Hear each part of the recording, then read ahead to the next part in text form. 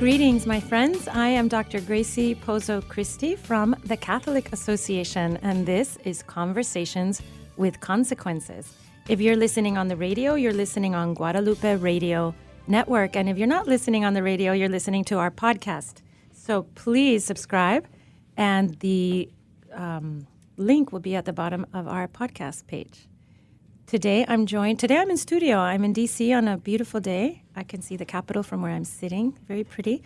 And I'm in studio with my colleague and good friend, Andrea Picciotti-Bayer. She's the legal eagle for the Catholic Association. Hi, Andrea. Hi, Gracie. It's nice to see you here again. Yes, it's nice. It's always good to see you. It's always good to be also with our legal advisor. She's the one who keeps us straight on all our legal issues, which are they're always coming up because at the Catholic Association, we think a lot about religious liberty. And of course, all these are struggles that are taking place in the courts, in the court of public opinion, and then in the local courts, and all the way up to the Supreme Court. So we're all involved in that struggle together. Today, talking about struggles, we are going to be talking to a good friend of ours and her sister, who we're happy to be making friends with. Mary Rice Hasson will be joining us, and she and her sister, Theresa Farnan, will be talking about their new book. Not so new. It's been out for a few months. It's a little new to me because I finished reading it this morning, and it's absolutely fabulous. It's called Get Out Now, and it's about public schools, what's going on with public education in the United States, why we should be concerned. And I enjoyed very much. I kind of devoured the book. And I think I mentioned to you, Gracie, before. I carried around in my big mom purse for about 2 weeks to all the different activities that my kids have, to track meets, to volleyball games. I was paying attention to my children, clearly. But when there was that lull in between the 400 and the 800, I was working through the chapters, and I had a pencil and a pen or whatever I could find. Sometimes it was like a lipstick to underline and highlight and star. And it's amazing the number of people who were looking over my shoulder and reading as I was reading, and the conversations that were started. I think a lot of parents are concerned about what to do as far as educating their children and what our role is. Yeah, well, we have a wonderful resource now in this book. And welcome, Mary. Our friends are here with us in studio. Welcome, Mary Hasson. Thank you so much. Great to be here. Wait, let me introduce you a little bit before I get to your beautiful sister. So Mary Rice Hasson is the Cato Byrne Fellow in Catholic Studies at the Ethics and Public Policy Center in Washington, D.C. She also directs the Catholic Women's Forum, which is a network of Catholic professional women and scholars seeking to amplify the voice of Catholic women in support of human dignity, authentic freedom, and Catholic social teaching. I can't think of anything better, Mary. Thank you so much. I know you do a lot of good work. I happen to know.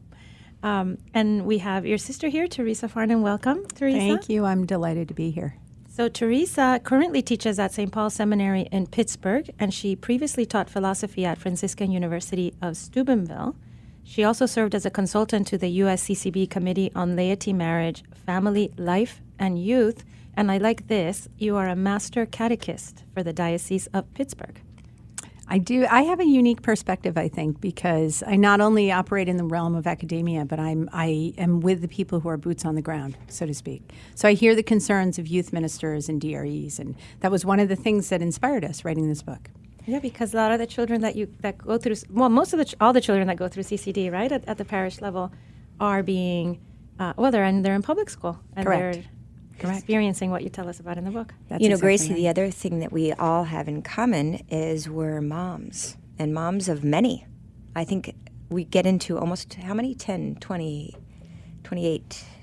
I'm doing mental math. We're almost. Can we get to 30? Apparently, I went to public school. We have many children that are dear to our hearts, and their futures and their presence. Their present is something that I think we're all concerned about. Yeah, and my children have been in private school, but I also teach CCD. I have taught CCD, And also, we can talk about this maybe at the end after we talk about public school, but I have found when I was reading the book about things that are going on in public school, I found that I'm watching the same thing going on in parochial schools. And not because they're doing it on purpose, but it just bleeds over from the public.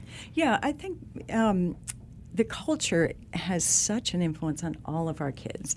And as moms, we care about that. And so that really was part of our motivation as we were digging into just what was going on in the culture and the challenges for families. We were struck by the influence of schools in particular, that really shapes our children's hearts and minds. And so we dug into it because we felt parents ought to know. So the great majority, so I'm gonna dig into your book now. Mm-hmm. It's called Get Out Now. It's a very strong title. We didn't shy away from anything. I like strong titles. I think it needs to jump off the shelf at you, right? So it's called Get Out Now, and you go through the fact, well, you explain, first of all, that most American children are in public schools, and that the public schools are training up our children to think a certain way, and we are getting certain results at the end of these 12 years of education or 15 years of education.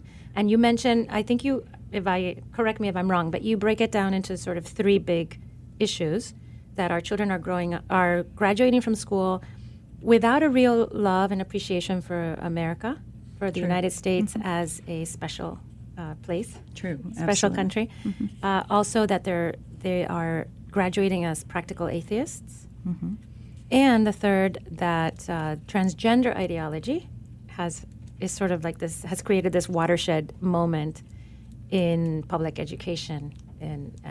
But you know what? Let me let you explain it, Mary. Yeah, so I think the first thing to realize is most kids go through public school. And so it has been, in the past, one of those formative experiences that has in some ways brought people together. But what we're seeing is that the public school of today is not the same public school that perhaps people in the parental generation went through, or even the public school that they sent their older kids to. That things have radically shifted in the past, particularly the past 5 years. And that's where, you can worry about academics, and the faith issue is a big one. But for us, the game changer that we saw in people's lives is the gender issue. And you say in the book that so talking about transgender ideology and why it's a watershed in public education, you say these activists regard opposition to their agenda as morally equivalent to opposition to racial equality.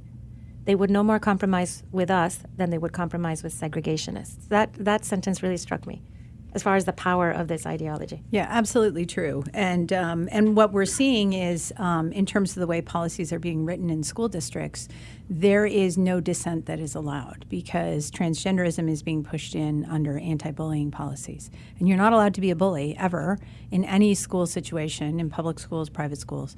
So when parents come and they want to opt their kids out of transgender ideology and some of the more offensive lessons, they're told they can't because you can't opt out of an anti-bullying lesson. And I think that is one of the things that parents don't seem to realize. Yeah, but I think an important part of that, too, is it's not just teaching kids to be nice. We know how to do that, right? And nobody wants kids to be bullied. But the problem is what happens is the anti-bullying programs become a gateway to talk about the transgender ideology and to change the understanding of who we are as persons. And that's the real problem. They introduce definitions. They teach kids that they have to affirm things that are not true. Mary and Theresa, I'm a product of public education, and that is in no way a reflection of my inability to do mental math. I did receive a tender and loving experience, and when I started reading your book, I thought, them be fightin' words. How dare you kind of present the idea that public education is something that we need to just turn our backs on. And I personally send my kids to parochial schools and to religious schools as an interest in forming them in the faith, but I love public education. And I got to admit, when I got to the end of the book, you convinced me. It's still hard, and it's a very big pill to try to swallow. But I think you write it from the place of moms who care, of serious scholars and gosh, a third of the book is citations, but really is a way for people to kind of understand what's happened. And I was wondering if you might be able to talk a little bit about how people have responded to your premise that it's better to leave now and not give up. So let me say two things at the outset. I think we want to stress that there are a lot of good people in public schools. Great teachers, great administrators, great families, and great kids.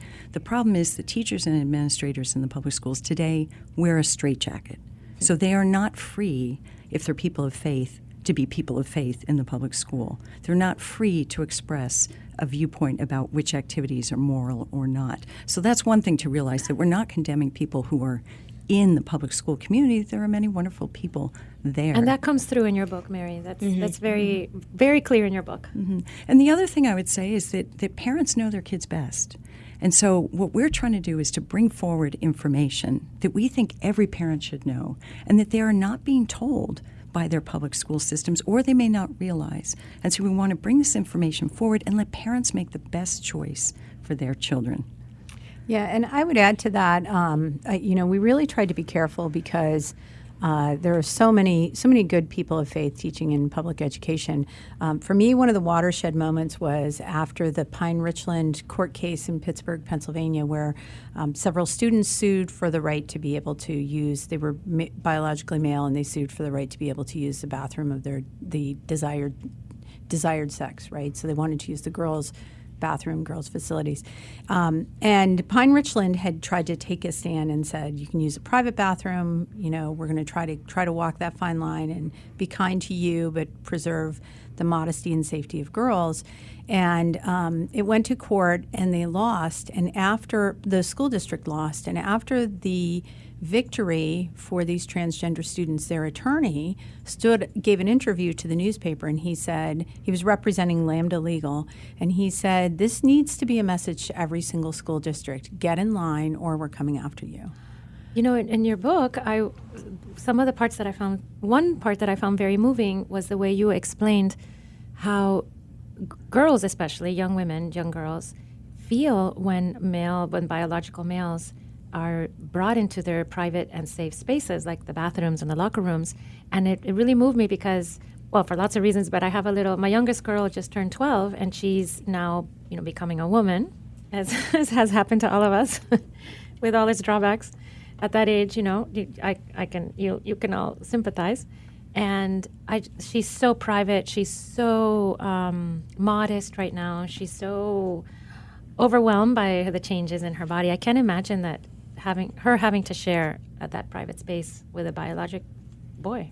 And unfortunately, her feelings don't count. That's the point. That's the point, yeah, Mary. And more than that, what the courts are starting to say are things like, you shouldn't feel uncomfortable. That is wrong of them. Right, because we want our kids to pay attention to those instincts, especially girls. Isn't that what we've been trying to teach them in order to be safe? And so this overrides it for the sake of the feelings of confused children.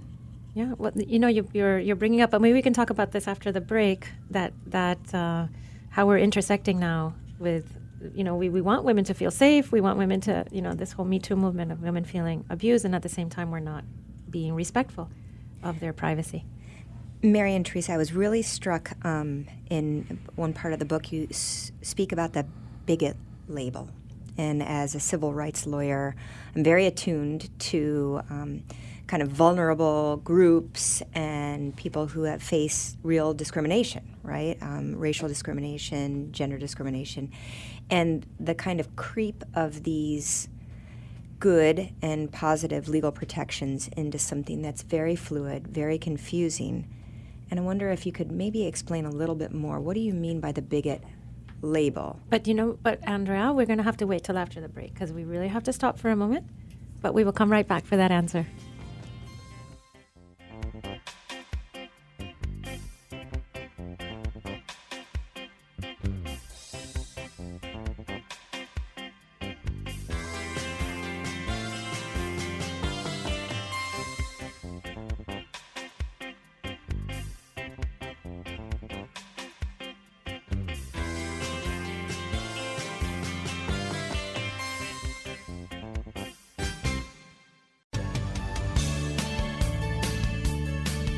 Welcome back to Conversations with Consequences. I'm Dr. Grazie Christie of the Catholic Association, and I'm in studio with my colleague Andrea Picciotti-Bayer, our legal eagle. There, I got it right that time. And we're also in studio with two authors of a new book, a wonderful book called Get Out Now, about the public school system. Mary Rice Hasson and Theresa Farnan are here with us in studio. And right before the break, Andrea asked a very wonderful question, but she's going to have to re-ask it because I've forgotten, so I imagine our listeners have forgotten. So the issue that was raised in your book, Mary and Theresa, is the bigot label. And that's, if anyone opposes the notion of gender ideology, they must be bigots. And I was wondering if you could explain a little bit of that and help us understand why we're not bigots if we're concerned. Yeah, so a couple of things to realize. One, no one wants to be called a bigot. No one wants to be a bigot. And yet, this is what our children are facing in the schools, because the transgender agenda is not just about being nice. We all want to do that. It's not about treating people with dignity and respect. We all want to do that. It asks something more. It asks every person to affirm this idea that if a person's born male, they can become female, and that all they have to do is say that. And then we have to treat them that way with pronouns and names and allowing them into facilities. And so this idea, this bigot label, which is really a horrible thing. To be a bigot is a horrible thing. Terrible. But it's thrown around and stuck on people who simply disagree, who look at the human person and say, no, we're made male and female, and science tells us that. So it's a very intolerant viewpoint. But the thing I would ask parents to consider is this. As adults, we would not want to be in the workplace and have someone accuse us of being a bigot because we stand up for marriage or for the fact that of sexual difference, that we're created male or female. So how is it that we expect our kids to stand up in school and to risk? And the stories I've heard, they really put themselves on the line and suffer consequences for affirming what is simply true, that we're made male or female, and you can't, the little boy sitting next to you one day can't walk in the next day and say, I'm a girl, and everyone else needs to affirm that. Mm-hmm. That's something that's very apparent in your book, the way the children who are experiencing these things find themselves completely at the mercy of general opinion and unable. And you make it very clear. I mean, how do you? There's a part where I think a principal changes their pronoun and comes one day he's it's a woman, right? It's a woman principal, and then comes the next day with a male name and even wants a new weird pronoun, which I can't remember what it was. It's something I had never heard of. Mix? Oh, MX? mix, yeah. That's like an MX? I'm not sure what that means. Instead of Mr. or Ms. Mix, okay. Mix, yeah. But anyway, you made the point in the book. How could a child in that school go up against the principal and call her Miss Anna, which was her name before, I think, Mrs. Anna? Right. So even if the parents are teaching them the truth about the person at home, in school they have to go and act as if they accept another idea, which is really a lie. And I think we fail to appreciate how widespread this is. So school districts around us, one of the things they'll do is they'll do a day of silence or a day of pink in solidarity for LGBT persons who have been victims, and or they'll post rainbows on their locker, and people are encouraged to be allies. And I think we fail to appreciate how hard it is for a kid to be the only one not wearing pink, for example, or to be the only one who doesn't have a rainbow on their locker. So that would be one point I would make. And the other point, too, is that some of these kids are coming to school, and as part of their gender transition, they get a 504 letter of medical necessity that requires accommodations. And the school, no matter how the administrators feel about it, they are compelled to provide these administrations. Teachers are compelled to use the pronouns as medically necessary for the child's mental and physical and emotional well-being. And so that creates a situation where the school can legally, I think, feels like they can't tolerate any child who fails to affirm, because then they run the risk of running afoul of the 504 plan. I remember having a conversation about this with my dad, who's just a really great guy, and he said, how big of a deal is this? There's going to be a handful of people who are going to think that they need to transition to a different gender. How big of a deal is this? And reading your book, it seems like even if the numbers of people that are struggling with gender confusion are low, the net is being thrown very wide. Right, and that's by design. The prevailing philosophy is that any kid might be LGBTQ, so you have to create an inclusive environment that assumes that any child might come out, and therefore every child has to be schooled in the language and the distinctions in gender identity and gender expression, and they are part of the school culture, which now celebrates this whole movement, but this whole vision of a person. So a kid can't opt out of that, even if you opt them out of a lesson. They are marinating in a culture that's affirming a different view of a person, regardless of whether there's one child who identifies as transgender or none. And do you think it's overly suggestive? I mean, could there be? Can I quote from the book that I made notes as I was reading, and this is wonderful. This is to the point, and it made a lot of sense to me.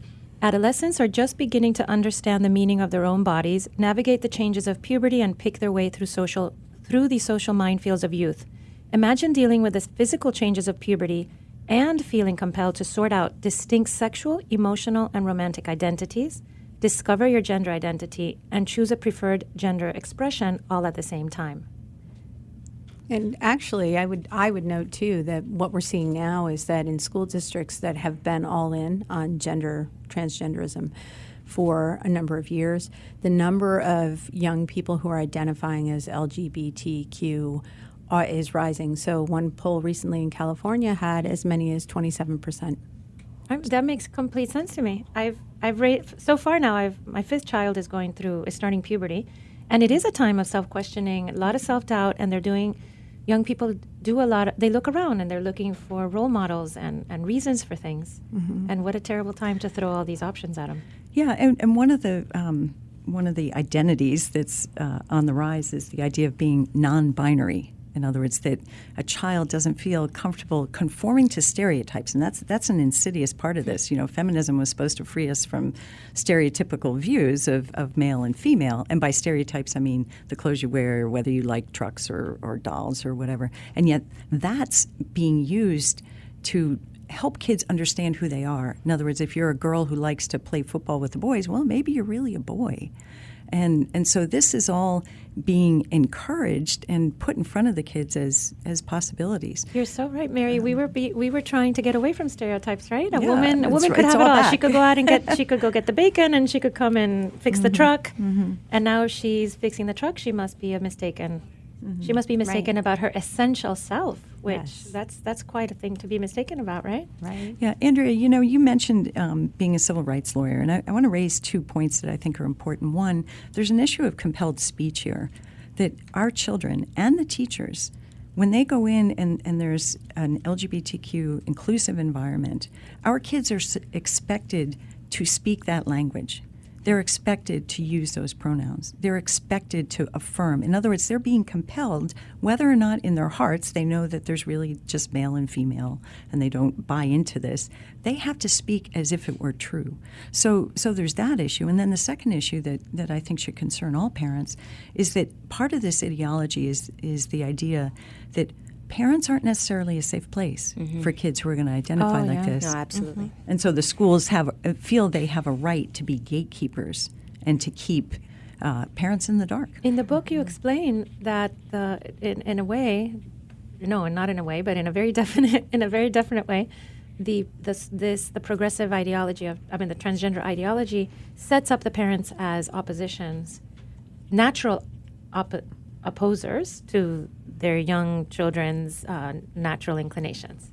What a terrible thing to set up the children against their parents. And when I speak on this issue, many times, depending on which part of the country I'm speaking in, I will pull up the policies of some of the local school districts and just read to the parents from the school district's gender identity policy, which inevitably stipulates that the school and the student get together and decide who's allowed to know, including the parents. And they will send home correspondence to the parents using the legal name while calling the child the preferred name and using the desired gender pronouns in school. So the parents are kept in the dark about that. I was really struck when we go back. If we go back to the basics, we, and especially as Catholics, we know parents are the primary educators of their children, and we look to schools to support us in that role. And even if you're not a Catholic or a person of faith, your relationship with the school is we've always thought about it as being collaborative, right? We're involved in the PTA, or we're the room mother, and we're showing up to the different activities. It's baffling to me that parents could be completely shut out of something so important as a child's kind of struggle with their own understanding of their sexuality and their identity. Yeah, I think part of it is this culture of experts. In other words, the experts on reproductive health know better whether your child should be on birth control, because we've already seen that in the public schools. They can provide kids with contraceptives. Same thing, the gender experts know better than parents, supposedly. That's the line of thinking, and it is really problematic, because it's not right, it's not true. But it teaches kids that their own parents can't be trusted. Well, one thing that you make clear in the book is that it's a vicious cycle, right? So the family structure is breaking down exponentially worse every year. So there's more and more reliance on the public schools as a one-stop shop for everything, all day care, breakfast, lunch, even dinner, and now medical care. Mm-hmm. And the parents, and as the public schools become a bigger center of the children's lives, the parents are more and more marginalized. So it's a cycle, right? Right. Yeah, it is. The other thing I would add is that there are a lot of diligent public school parents who have been working very hard to identify problems in the curriculum or in a sex ed program, things that they're concerned about their kids being exposed to. And the problem is the schools are not listening to the parents. They are beholden to the activist groups because, just like Theresa said, they're worried about a lawsuit from Lambda Legal on behalf of one student, and they're also driven by the activists and the unions and the progressive agenda that is really that's who the schools are listening to. Unfortunately, let me bring something up that you bring up in your book, is that these protocols that are being set up in every single school in the country, basically, I'm not sure anybody can escape from this. They are very well funded. These are big groups. You mentioned Gender Spectrum, the Human Rights Campaign. Who is funding? Because you talk about this in the book, and I was shocked. Who is funding? Who's pumping all these millions of dollars, billions of dollars probably, into these campaigns to change the way our children think about the world and reality? Yeah, there's about 10 significant foundations that are responsible for this. And some of them have ties directly to the LGBTQ movement. In other words, there's a personal investment. Some of the tech billionaires who have come out and have great sympathies for this are driving this. But also the foundations that have typically funded left-wing causes are all in on education. And I think this is what parents need to sit up and take notice about. Education forms the hearts and minds of our kids, and that's the next generation of our country. And so it's not surprising that people with an agenda are really trying to own that space. Mm-hmm. Well, so obviously transgender ideology is, like we said, this watershed moment, right? Because of the association with bigotry and how any dissent is completely impossible. But also, you mentioned, you talk about two other very important things. One of them is very important to me. Well, everything's very important to me, but this one strikes a chord because I came to the United States. I was born here, actually, moved away and came here as a 12-year-old, English as a second language student and everything. And I think as a child of immigrants, as children of immigrants often feel, America's the most amazing place on earth.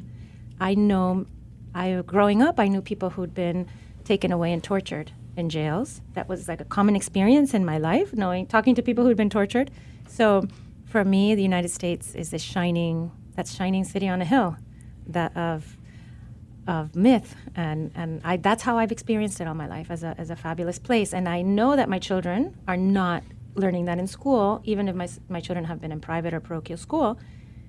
The books that they read in general have very dark visions, a very dark idea of the American experience and the American history. Right, exactly. And that was, this is in a way a long time coming. Let me give you a little bit of history. The sort of the grandfather of education in the United States was a man named John Dewey, and he was very influential in public education. And he was very progressive.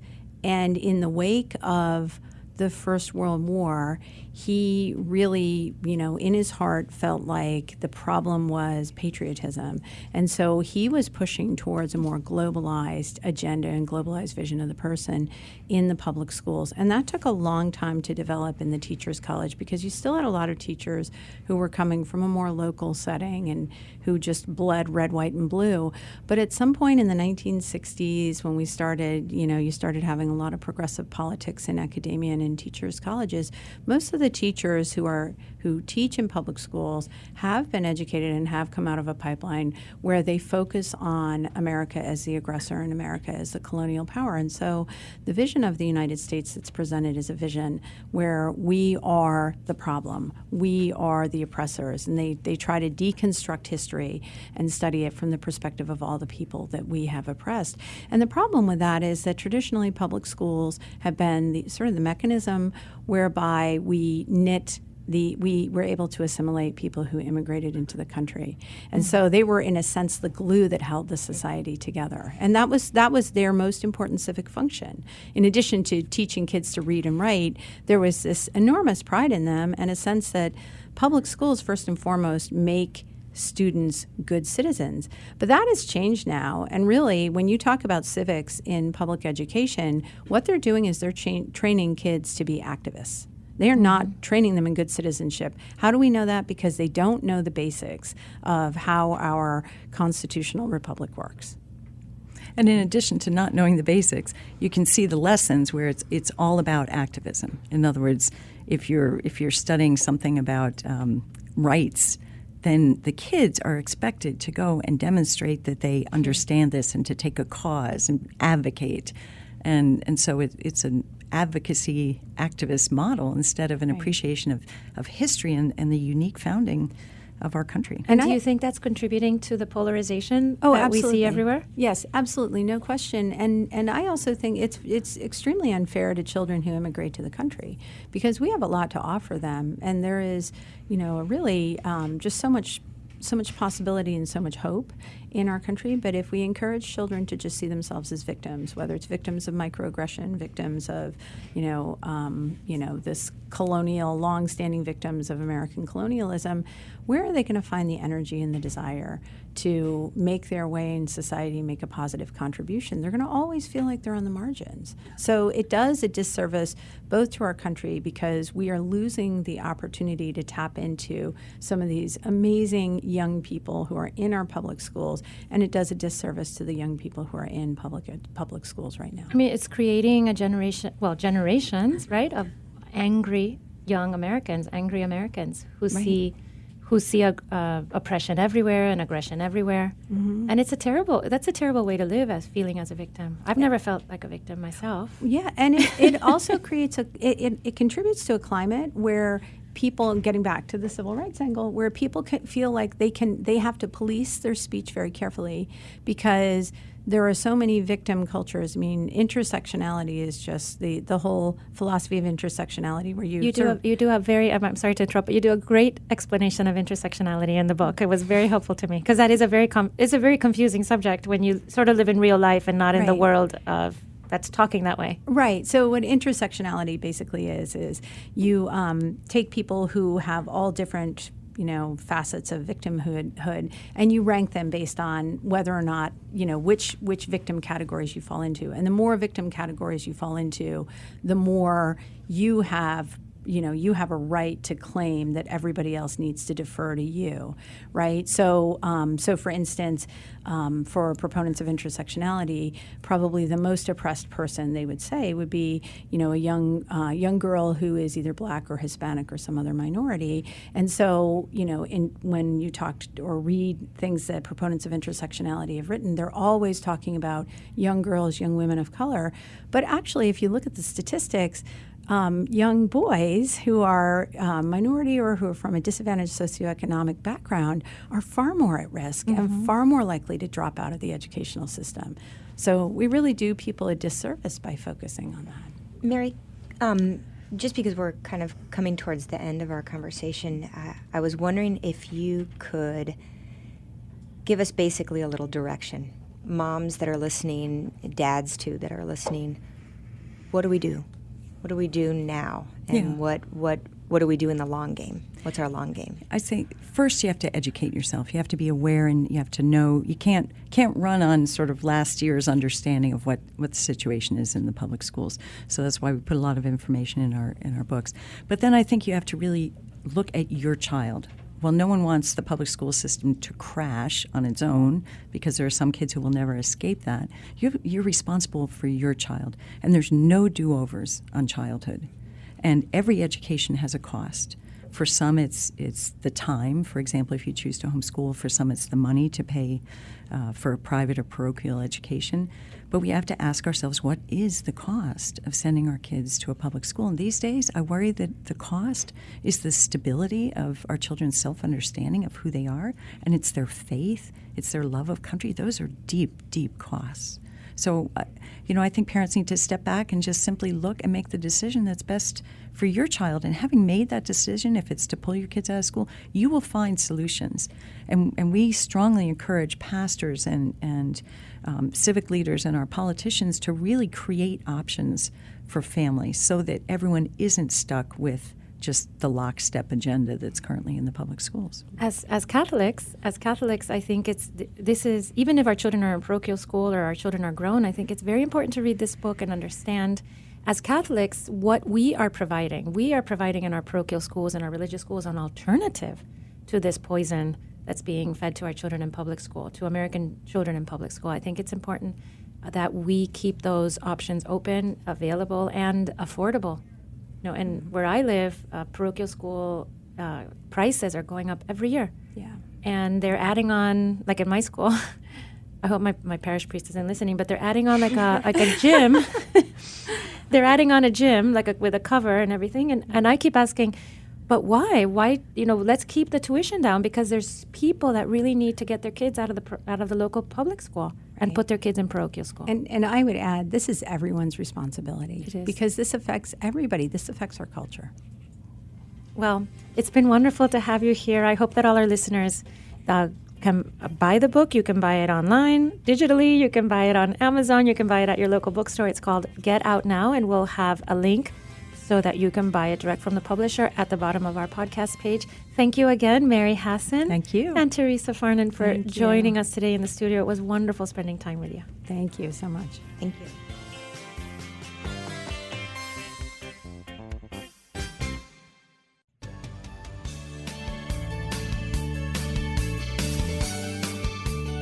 Every morning, the Catholic Association reviews all the latest news and sends our subscribers a carefully curated collection of the most important news of the day. Items are specifically selected for a smart Catholic audience. Don't let the world take you by surprise. Subscribe to our daily media roundup at thecatholicassociation.org. This week, as is customary, Father Roger Landry gives us a short but brilliant homily on this coming Sunday's Gospel. Please stay tuned for Father Landry, and do look up his daily homily, written and audio, on his website, catholicpreaching.com.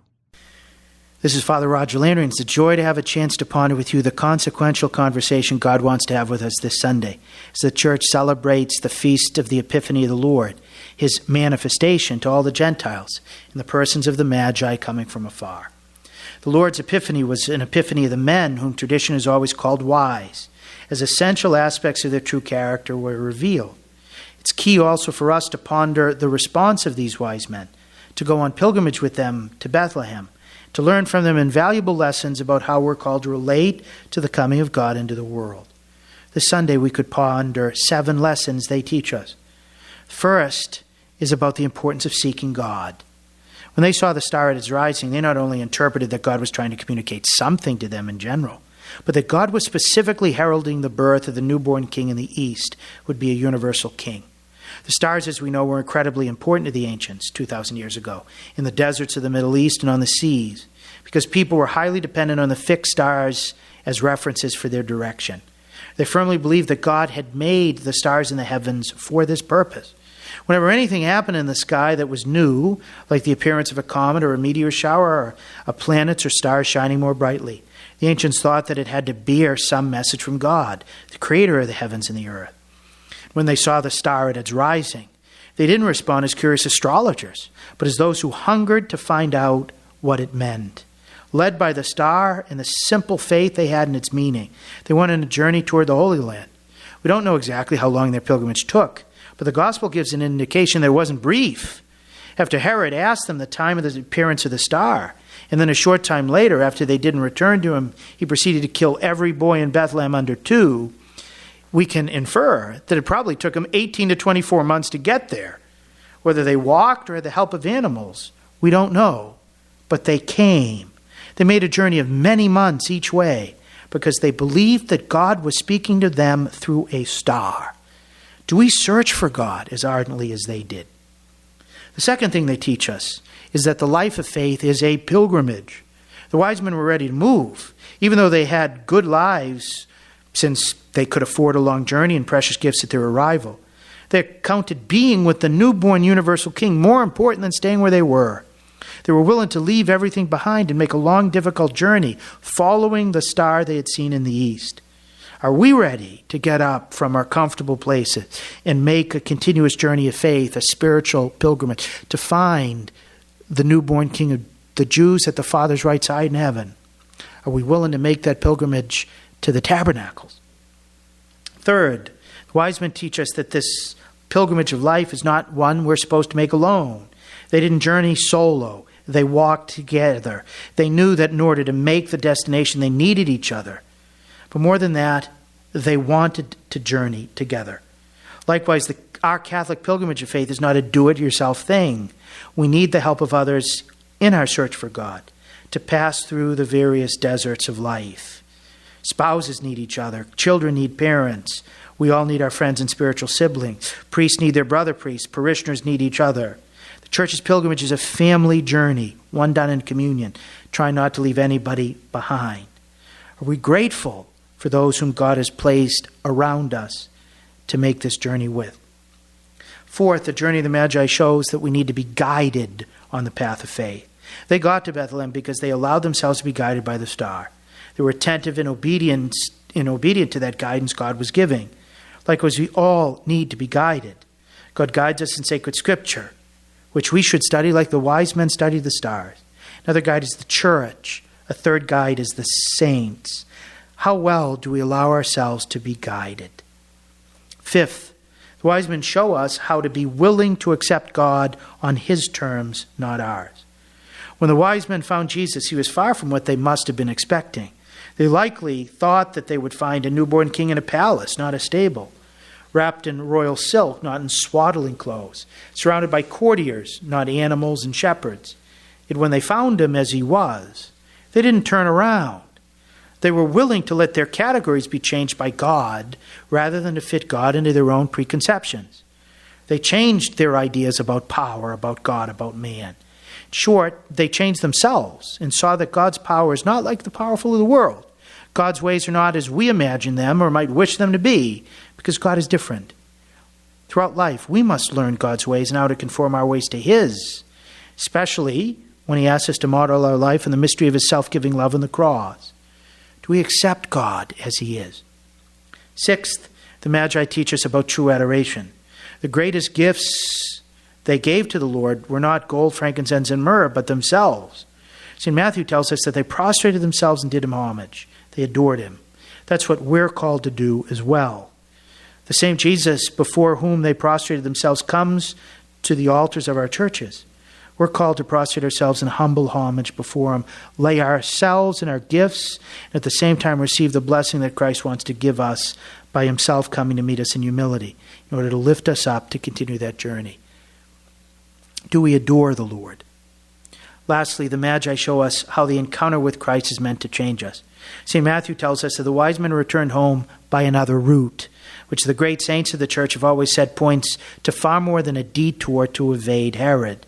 It points to the fact that they returned changed. They returned differently than they arrived, converted more and more to the new king's ways and categories, to the way of faith, to the way of Christ-like love.